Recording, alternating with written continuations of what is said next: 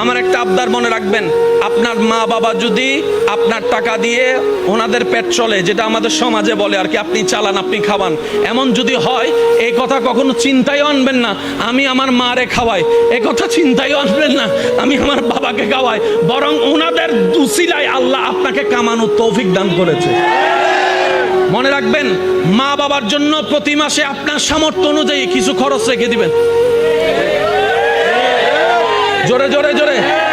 প্রত্যেক মাসে সন্তানের পক্ষ থেকে মার জন্য একটা আলাদা হাদিয়া দিবেন, বাবার জন্য একটা আলাদা হাদিয়া দিবেন, ওনাদের যেন চাইতে না হয়।